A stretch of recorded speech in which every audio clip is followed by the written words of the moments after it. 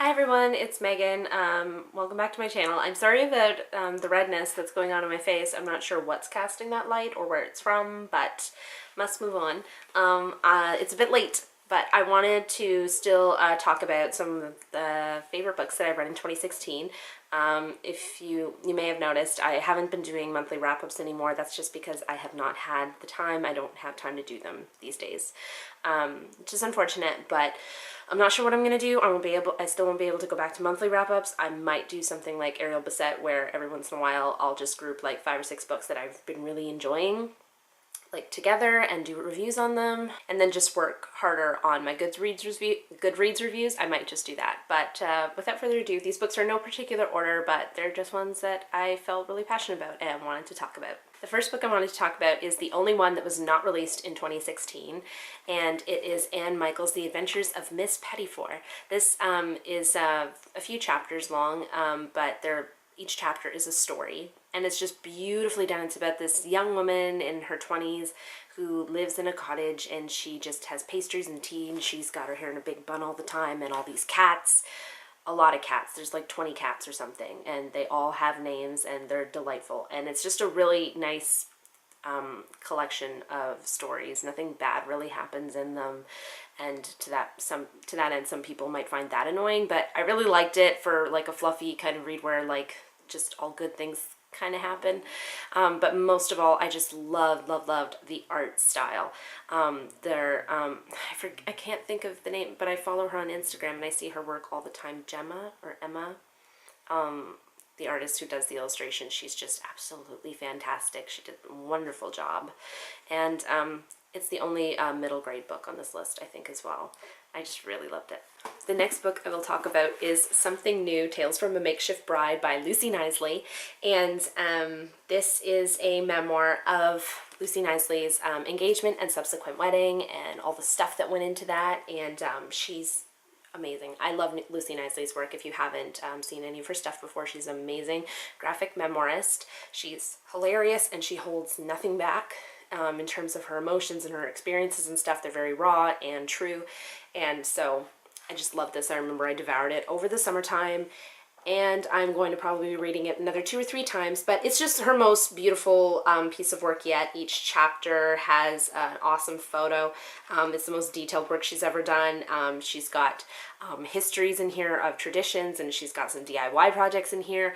It's just definitely the best book she's done. It's the biggest too. It's like 300 pages, and I loved it so much. The next book I want to talk about is Sex Object, a memoir by Jessica Valenti. Jessica Valenti is a rather prominent feminist writer. She started the website Feministing, and she's written several books, like at least 6, I think. And anyway, this is a memoir about her life and the experiences that she had with involving harassment and assault, and she just does like a critique on that and the way it is in contemporary society in regards to that. And I had a lot of moments in like aha moments. I sound like Oprah, but I had a lot of moments in that with reading this that like they were really profound, and I enjoyed it. I flew right through it. I'm going to go back and read it again. It's a rather short read, or it can be, but I'm gonna definitely read it again and take a closer look, think about things more. But I just loved it. It was great.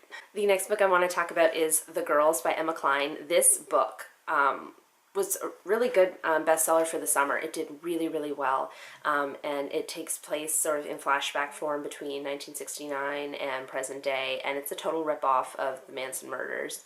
I know a fair bit about them from the amazing podcast by Karina Longworth called You Must Remember This. It's a 13-part series on the Manson murders, and it talks about Manson's involvement in Hollywood and the music industry and everything, and how that sort of manifested into what happened back in '69. And this book just takes it right from that story. I noticed so many similarities between the two, but not in a bad way. She told the story so well. I absolutely loved her writing. Her style was fantastic. It was gritty, and the descriptions weren't too much or too flowery. It was just the right amount, and just the story, it kept me engaged. It sucked me right in, and I read it in like a couple days, and it was like 400 or 500 pages. So it was fantastic. I would definitely recommend that you read it. It's definitely a summer kind of read. I read it in August, and the setting and climate going on at the time was just perfect. The next book I have here is Leave Me by Gail Forman.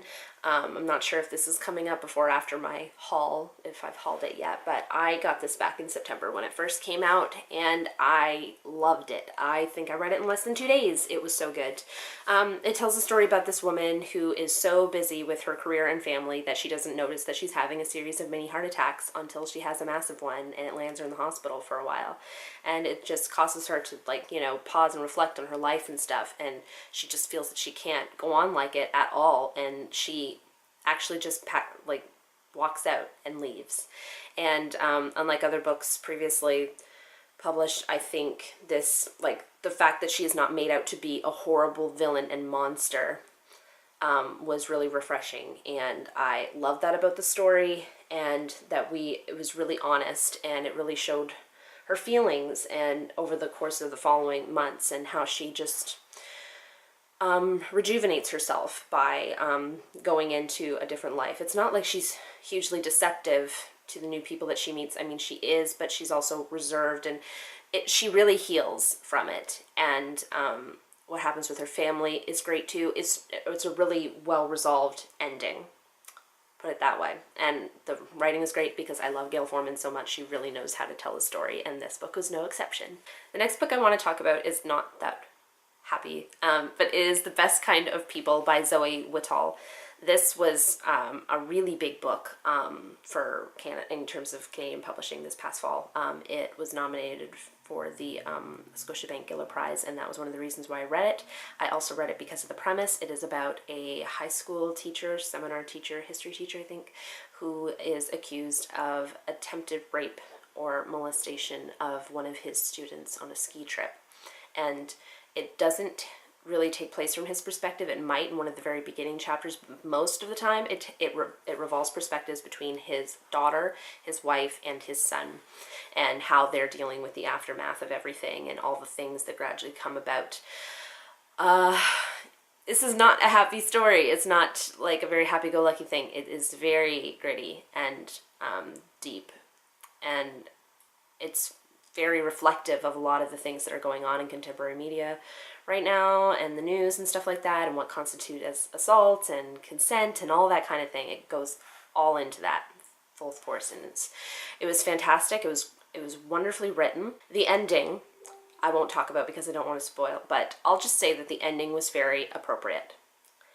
That's it. But I was definitely sucked right in, and I think I finished that also in 2 days. I noticed a lot of the books here that I put as my favorite are ones that I couldn't put down. That's kind of cliche, but it is absolutely true. Any good story that makes me not want to put the book down is automatically, like, I mean, unless the ending is really terrible or something, it's gonna definitely be a favorite. The next book I want to talk about is 13 Ways of Looking at a Fat Girl by Mona Awad. This was also nominated for the Scotiabank Giller Prize, and I wanted to read it because of the cover. It's lovely, and it's a penguin, and it tells the story in I think 13-ish chapters. Yeah, 13 chapters, the title. But it is about this girl who it starts from when she's a kid and it goes to when she's a woman, and they're not necessarily chronological, and they're not all in her perspective, and they jump serious chunks of time. So it's not like they're chapters. They're presented as chapters, but they really read more like 13 short stories. Not all from her perspective, like I said. It's also how other people perceive her. And it shows her fluctuating weight gain and weight loss and how it's affected her life and in all the different ways. And it was such a uniquely told story. I'd never seen a book laid out quite like this one, where it just jumps into such different sequences of time. And it's also not too much of a happy story. There are really good parts in it. There are really funny parts in it. And a lot of moments that are just, they hit you like, wow, this is so true, this is so real. And it's a great critique on media and women's representation of their bodies and diets and all that kind of thing.